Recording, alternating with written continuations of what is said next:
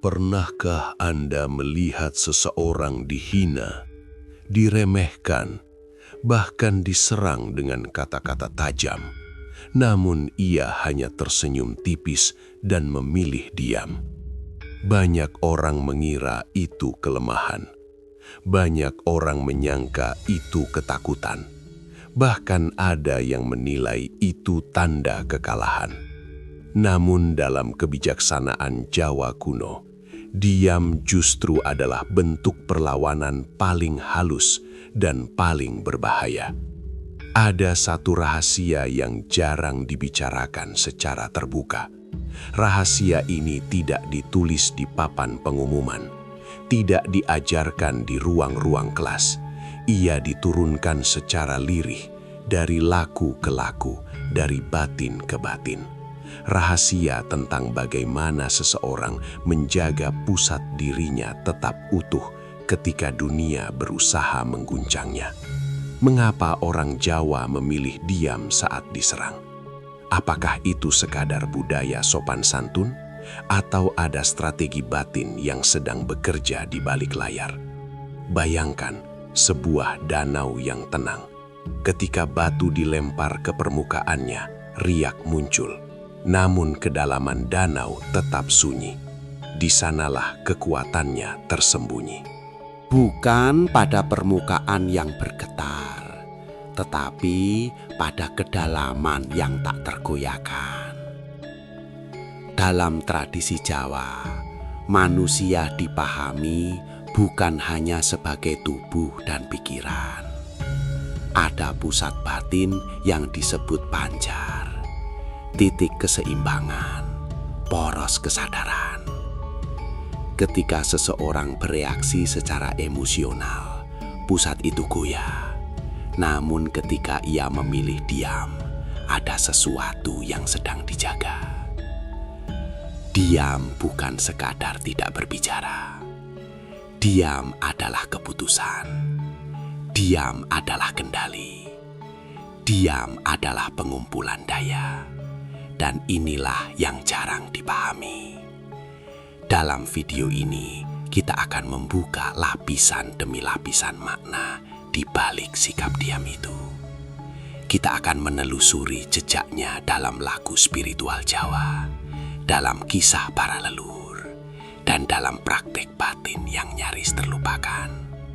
Kita akan melihat bagaimana diam bisa menjadi tameng, sekaligus pedang yang tak terlihat.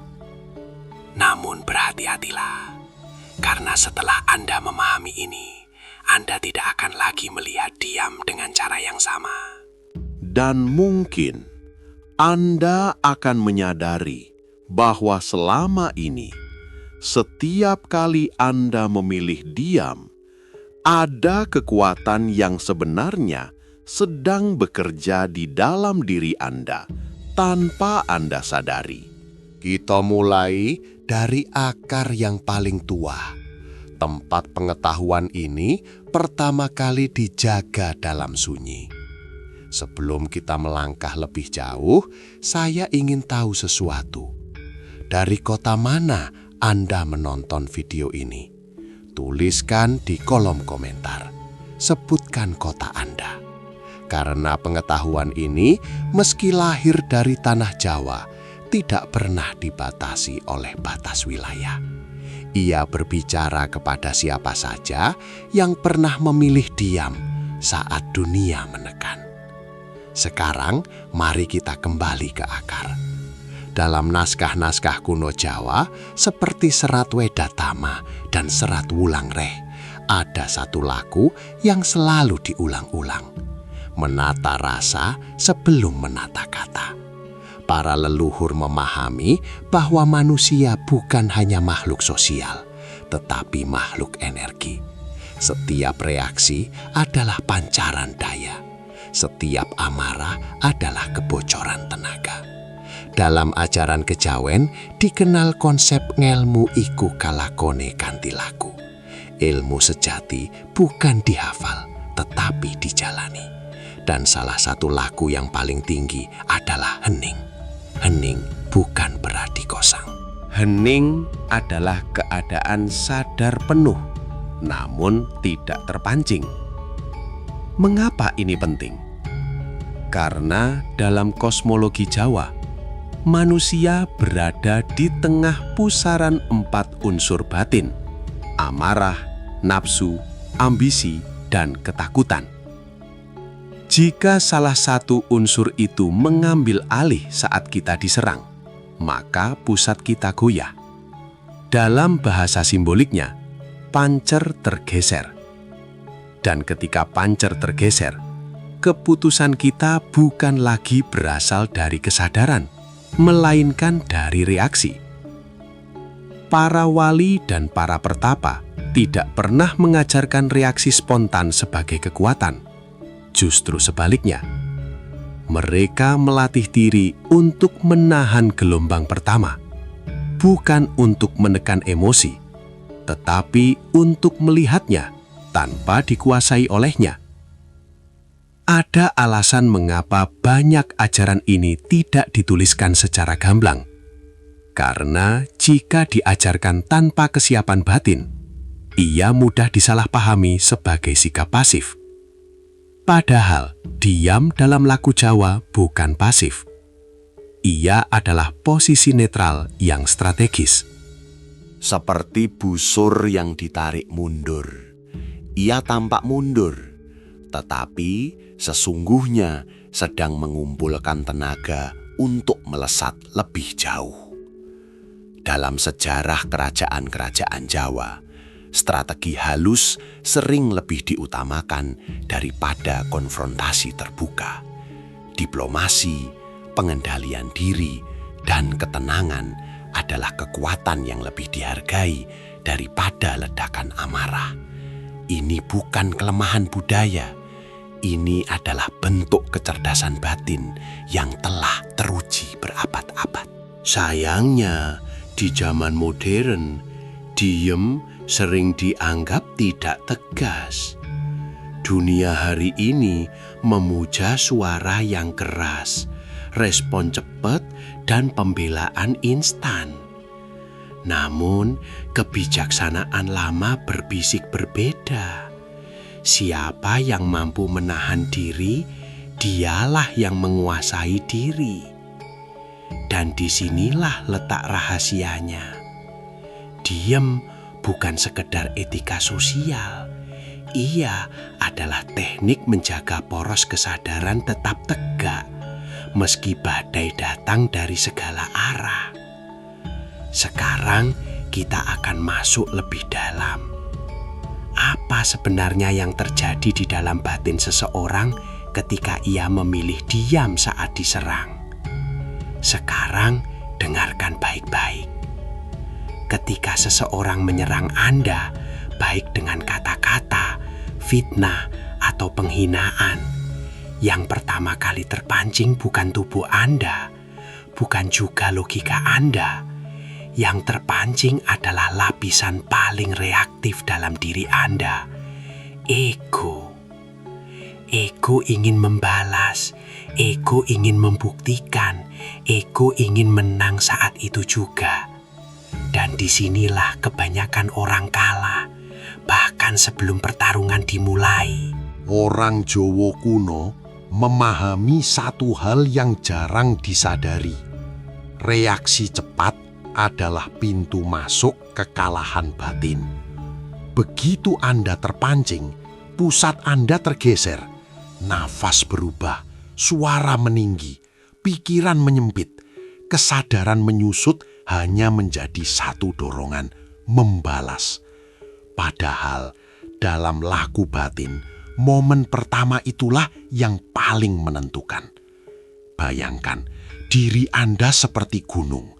Angin bisa menghantam lerengnya, hujan bisa mengguyur puncaknya, tetapi inti gunung tidak bergerak.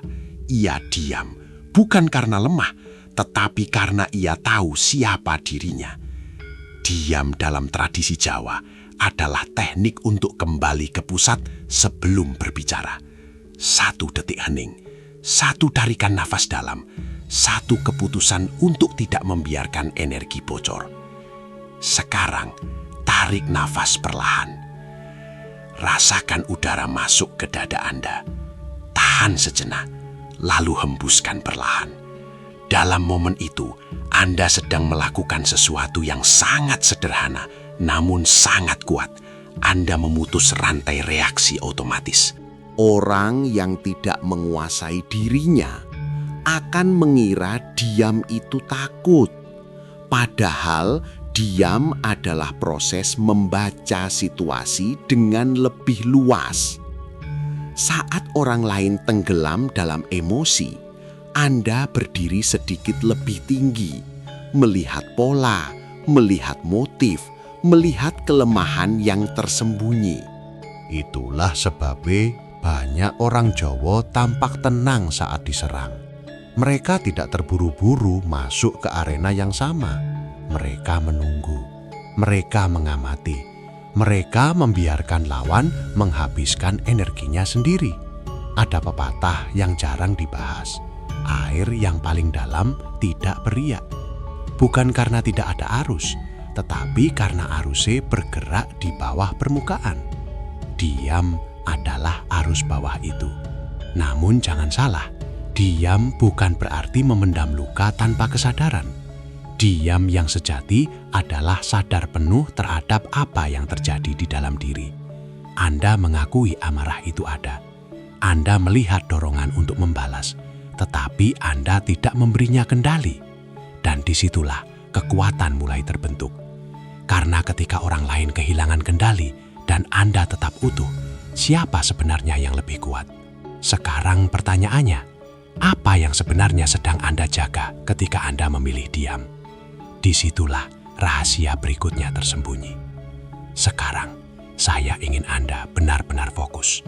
Jangan sekedar mendengar, rasakan. Karena bagian ini mungkin akan sedikit mengguncang cara Anda melihat diri sendiri. Kita sering bangga ketika bisa membalas dengan cerdas. Kita merasa kuat saat mampu menyudutkan lawan dengan kata-kata. Kita merasa menang ketika bisa membuat orang lain diam.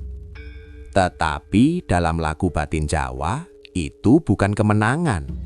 Itu jebakan. Setiap kali Anda bereaksi spontan, sebenarnya Anda sedang membiarkan orang lain mengendalikan pusat emosi Anda. Anda pikir Anda sedang melawan, padahal Anda sedang ditarik masuk ke permainan mereka. Diam memutus permainan itu. Dan disinilah paradoksnya. Orang yang paling keras menyerang biasanya sedang goyah di dalam. Mereka membutuhkan respons Anda untuk merasa eksis. Mereka membutuhkan reaksi Anda untuk merasa berkuasa. Ketika Anda diam, mereka kehilangan pegangan. Sekarang perhatikan ini dengan sungguh-sungguh. Tutup mata Anda sejenak jika perlu. Bayangkan seseorang berbicara kasar kepada Anda. Rasakan dorongan di dada. Rasakan panasnya. Lalu jangan lakukan apa-apa. Biarkan dorongan itu lewat seperti awan. Jangan ditolak, jangan diikuti. Rasakan bagaimana dalam beberapa detik, gelombang itu melemah dengan sendirinya. Itulah momen ketika Anda mengambil kembali kendali. Dalam ajaran batin Jawa, ada pemahaman yang jarang diungkapkan secara terbuka. Siapa yang mampu menguasai reaksinya, ia menguasai arah hidupnya. Karena hidup bukan ditentukan oleh apa yang terjadi pada Anda, melainkan oleh bagaimana Anda meresponsnya. Dan ini yang sering disalahpahami.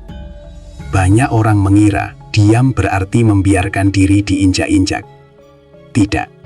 Diem bukan tunduk. Diem adalah menahan diri sampai saat yang tepat.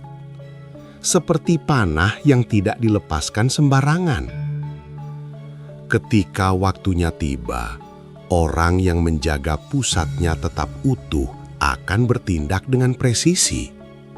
Bukan dengan amarah, bukan dengan kebingungan, tetapi dengan kesadaran. Sekarang saya tanya Anda dengan jujur.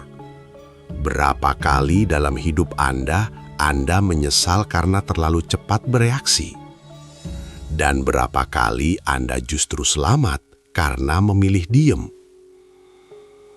Dunia modern mengajarkan kita untuk segera membalas, segera membela diri, segera membuktikan. Tetapi kebijaksanaan lama berbisik berbeda. Semakin besar badai, semakin dalam Anda harus berakar. Diem bukan kelemahan. Diem adalah penguasaan diri yang tidak semua orang mampu. Dan mungkin selama ini Anda bukan orang yang lemah. Mungkin Anda hanya belum menyadari bahwa Anda sedang menjaga sesuatu yang jauh lebih berharga, pusat kesadaran Anda sendiri. Sekarang, mari kita bawa ini lebih nyata. Bagaimana cara mempraktekkan kekuatan ini tanpa terjebak menjadi pasif atau menekan emosi? Sebelum kita masuk ke bagian paling membumi, saya ingin bertanya kepada Anda. Saat ini, Anda sedang beraktivitas apa ketika menonton video ini? Sedang bekerja? Sedang istirahat? Atau mungkin sedang sendirian memikirkan sesuatu? Tuliskan di kolom komentar. Dan saya doakan, dimanapun Anda berada, semoga Anda selalu diberikan kesehatan, kesuksesan, dan kelancaran rezeki. Semoga pusat batin Anda tetap kuat, apapun yang sedang Anda hadapi. Sekarang, kita turunkan semua ini ke tanah, ke kehidupan sehari-hari. Karena ilmu yang tidak dipraktikkan hanya akan menjadi wacana. Pertama, latih jeda 3 nafas. Setiap kali Anda merasa tersinggung, jangan langsung bicara. Jangan langsung membalas chat. Jangan langsung mengetik komentar. Tarik nafas dalam 3 kali. Pelan. Rasakan dada Anda naik turun. Ini bukan ritual rumit. Ini cara paling sederhana untuk mencegah energi Anda bocor.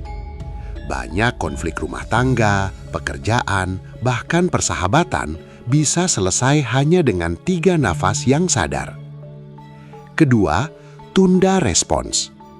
Jika serangan datang melalui pesan atau komentar, beri jarak waktu. 10 menit, 1 jam, bahkan 1 hari jika perlu. Dalam jarak itu, emosi akan turun.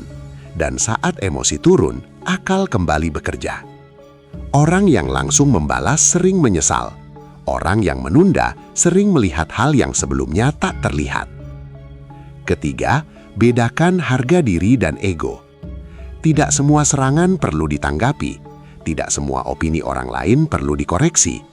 Tanyakan pada diri Anda, apakah ini benar-benar mengancam nilai hidup saya atau hanya melukai ego saya? Jika hanya ego, biarkan lewat.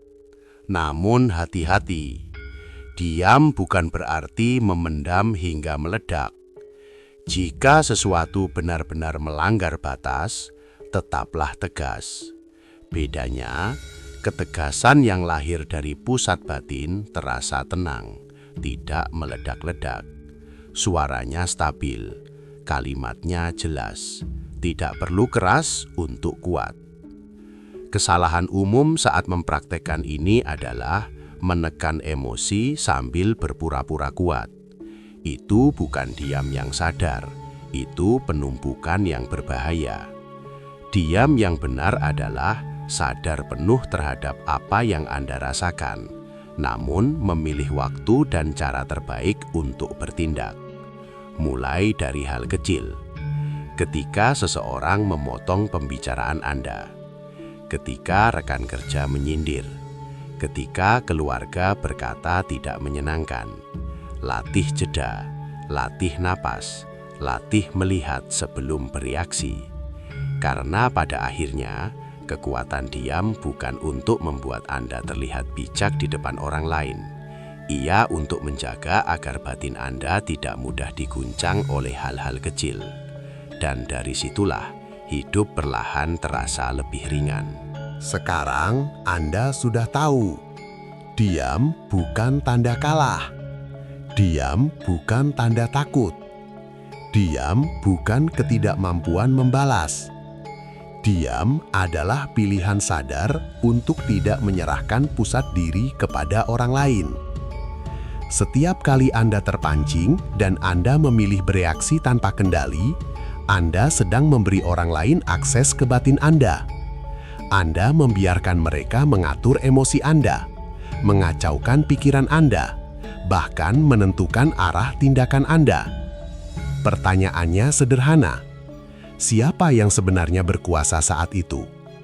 Orang yang menyerang atau orang yang tetap utuh? Dalam kebijaksanaan Jawa, kekuatan sejati tidak pernah dipamerkan. Ia tidak berisik. Ia tidak terburu-buru membuktikan diri. Ia bekerja dalam sunyi, menjaga pancer tetap tegak, menjaga kesadaran tetap jernih. Dan mungkin inilah yang paling menohok. Banyak orang merasa kuat karena bisa membalas. Namun hanya sedikit yang benar-benar kuat karena tidak perlu membalas. Sekarang lihat hidup Anda. Berapa banyak energi yang selama ini habis hanya untuk merespon hal-hal yang sebenarnya tidak pantas mendapatkan perhatian Anda. Berapa banyak kedamaian yang hilang karena satu kalimat yang tidak perlu Anda ucapkan. Jika setelah video ini Anda mulai menyadari satu hal saja, bahwa setiap reaksi adalah pilihan, maka Anda sudah selangkah lebih dalam dari kebanyakan orang. Diam bukan berarti selamanya. Diam adalah menunggu momen yang tepat. Dan ketika Anda berbicara dari pusat yang utuh, suara Anda tidak lagi lahir dari amarah, melainkan dari kejernihan. Itulah kekuatan yang tidak semua orang miliki. Jika video ini membuat Anda melihat diam dengan cara yang berbeda, tuliskan satu kata di kolom komentar, utuh. Dan jika Anda ingin terus menggali rahasia batin yang jarang dibahas secara terbuka, pastikan Anda berlangganan dan aktifkan notifikasi. Karena pengetahuan seperti ini tidak pernah berteriak. Ia hanya berbisik kepada mereka yang mau mendengar.